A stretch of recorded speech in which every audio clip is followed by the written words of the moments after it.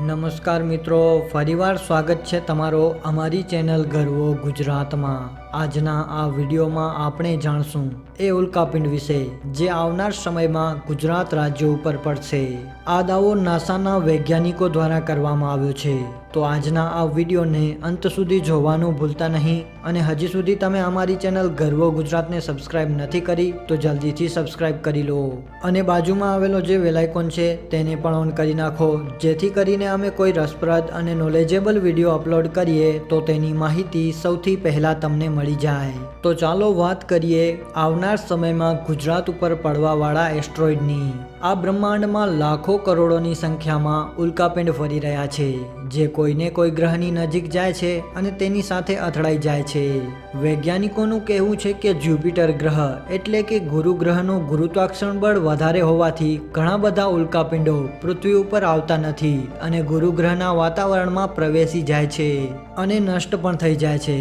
પણ કેટલાક ઉલ્કાપિંડો એવા હોય છે જે પૃથ્વીની સૌથી નજીક પહોંચી આવે છે અને ધરતીની એટલી નજીક આવી જાય છે જેનાથી તે પૃથ્વી સાથે અથડાઈ જાય છે અને આ અથડામણના કારણે પૃથ્વી ઉપર ઘણી બધી તારાજી પણ સર્જાય છે અથવા સાદા શબ્દોમાં કહીએ તો વિનાશ સર્જાય છે। આવો જ એક એસ્ટ્રોઇડ આવનાર સમયમાં એટલે કે ભવિષ્યમાં પૃથ્વીની નજીકથી પસાર થશે, જેનાથી જોડાયેલી જાણકારી નાસા દ્વારા જણાવવામાં આવી છે અને નાસાના વૈજ્ઞાનિકોએ દાવો કર્યો છે કે જો આ ઉલ્કાપિંડની ગતિમાં અને દિશામાં ફેરફાર થયો તો આ ઉલ્કાપિંડ સૌથી ઝડપી ઉલ્કાપિંડ હશે અને આ પૃથ્વી ઉપર આવવા વાળો સૌથી ખતરનાક ઉલ્કાપિંડ હશે। અને નાસાના વૈજ્ઞાનિકોએ એ પણ દાવો કર્યો છે કે આ ઉલ્કાપિંડની દિશામાં ફેરફાર થયો તો આ ઉલ્કાપિંડ સમુદ્રમાં પડવાની જગ્યાએ ગુજરાત રાજ્ય ઉપર પડશે અને આના કારણે ગુજરાત રાજ્ય ઉપર તારાજી સર્જાશે। જો તેને સાદા શબ્દોમાં જણાવીએ તો વિનાશ સર્જાશે। CH-59 ધરતીની નજીકથી પસાર થવાવાળા ઉલ્કાપિંડનું નામ આપવામાં આવ્યું છે જે આકારમાં ગુજરાતના સ્ટેચ્યુ ઓફ યુનિટીથી 3 ગણો મોટો છે, એટલે કે જે સરદાર પટેલની મૂર્તિ છે એનાથી 3 ગણો મોટો આ ઉલ્કાપિંડ છે। નાસાના વૈજ્ઞાનિકોએ જણાવ્યું છે કે આ વિશાળકાય એસ્ટ્રોઇડ 34.4 કિલોમીટર પ્રતિ કલાકની ઝડપે આપણા સૌરમંડળમાં ફરી રહ્યો છે, જે ઉલ્કાપિંડ પૃથ્વીથી 2 મિલિયન કિલોમીટર દૂરથી પસાર થઈ જશે, પરંતુ જો તેની દિશામાં ફેરફાર થયો તો તે પૃથ્વીની અંદર પ્રવેશી જશે અને પૃથ્વી ઉપર તારાજી સર્જાશે। નાસાના વૈજ્ઞાનિકોએ દાવો કર્યો છે કે આ ઉલ્કાપિંડ એટલો મોટો છે જેના કારણે આખી પૃથ્વીનો વિનાશ થશે અને જો આ ઉલ્કાપિંડની દિશા ફેરવાશે નહીં તો તે પૃથ્વીથી 2 મિલિયન કિલોમીટર દૂરથી પસાર થઈ જશે અને પૃથ્વી આ તારાજીથી બચી જશે અને ગુજરાત પણ બચી જશે। પણ મિત્રો એવું થશે કે નહીં થાય એ તો આવનાર સમયમાં જ ખબર પડશે। હવે જાણીએ આ ઉલ્કાપિંડ એટલે કે CH-59 નામના ઉલ્કાપિંડની શોધ ક્યારે થઈ હતી અને કોણે શોધ કરી હતી। CH-59 નામના આ એસ્ટ્રોઇડની શોધ 23 માર્ચ 2001માં કરવામાં આવી હતી, જેને નાસાના અપોલો એસ્ટ્રોઇડ ગ્રુપ દ્વારા શોધવામાં આવ્યો હતો। નાસાના વૈજ્ઞાનિકોની માનીએ તો આ ઉલ્કાપિંડ આવનાર સમયમાં પૃથ્વીની સૌથી નજીક હશે, પરંતુ આ વાતનું સચોટ રીતે પુષ્ટિકરણ નથી કરવામાં આવ્યું કેમ કે આ એસ્ટ્રોઇડની ગતિમાં અને દિશામાં ફેરફાર થતો રહે છે અને કહેવાય છે કે આવનાર સમયમાં તેની ગતિમાં વધારો થશે અને જો તેની દિશા બદલાશે તો તે પૃથ્વીની અંદર પ્રવેશી જશે અને પૃથ્વીનો વિનાશ થશે।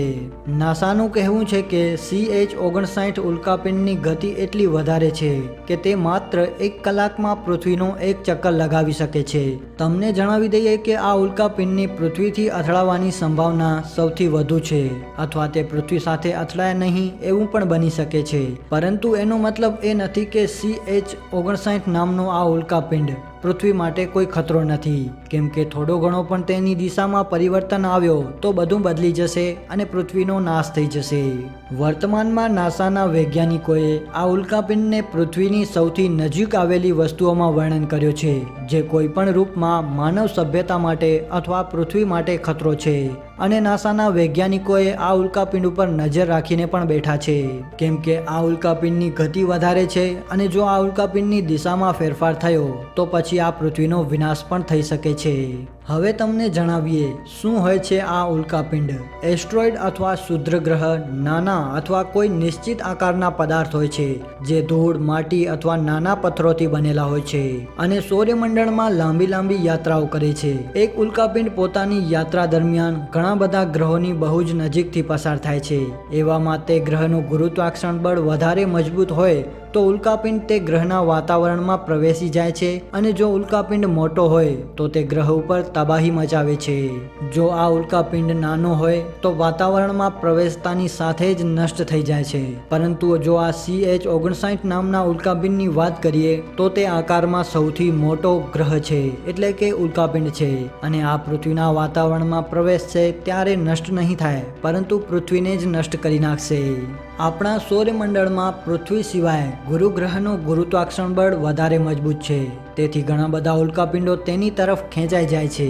જ્યારે કોઈ ઉલ્કાપિંડ પૃથ્વીની ખૂબ જ નજીકથી પસાર થાય છે ત્યારે વૈજ્ઞાનિકોને એ ચિંતા થાય છે કે પૃથ્વીનો ગુરુત્વાકર્ષણ બળ તે એસ્ટ્રોઇડને પોતાની તરફ ન ખેંચી લે અને પૃથ્વી તબાહીથી બચી જાય. મિત્રો, હવે વાત કરીએ ધરતી સાથે અથડાશે 900થી વધારે ઉલ્કાપિંડો.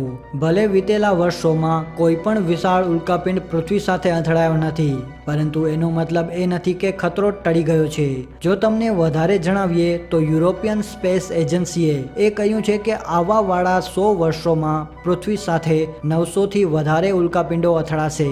એવો એક નાનો સરખો ઉલ્કાપિંડ પૃથ્વી સાથે અથડાય છે તો તે માણસની દુનિયામાં ભારે તબાહી મચાવી શકે છે. એટલે દુનિયાભરના વૈજ્ઞાનિકો પૃથ્વીને બચાવવા માટેના પ્રયત્નો કરી રહ્યા છે. જો ઉલ્કાપિંડોની વધારે વાત કરીએ તો આ ઉલ્કાપિંડો પૃથ્વી માટે ખતરો હોય છે અને આ ઉલ્કાપિંડોને કારણે પૃથ્વી ઉપર ઘણીવાર તારાજી પણ સર્જાય છે. જો ઉલ્કાપિંડોને કારણે સર્જાયેલી તારાજીની વાત કરીએ તો ડાયનોસોર યુગનો અંત. ડાયનોસોર યુગના અંતનું કારણ એક વિશાળ એસ્ટ્રોઇડ હતો જેના કારણે ડાયનોસોર યુગનો અંત થયો હતો. કહેવામાં આવે છે કે જ્યારે પૃથ્વી ઉપર આ એસ્ટ્રોઇડ પડ્યો હતો ત્યારે તેની ધૂળને કારણે આખું વાતાવરણ એટલે કે આખી પૃથ્વી ઢંકાઈ ગઈ હતી અને આખી પૃથ્વી ઉપર અંધારું થઈ ગયું હતું. આ અંધારાના કારણે આખી પૃથ્વી નાશ થઈ અને પછી ડાયનોસોરનો પણ અંત આવ્યો. તો મિત્રો, આજનો આ વિડીયો તમને કેવો લાગ્યો એ અમને કોમેન્ટ કરીને જણાવજો અને જો તમે અમારી ચેનલ ગર્વ ગુજરાત ઉપર નવા છો તો અમારી આ ચેનલ ગર્વ ગુજરાતને સબસ્ક્રાઇબ પણ કરી લેજો અને આજના આ વિડીયોને લાઇક, શેર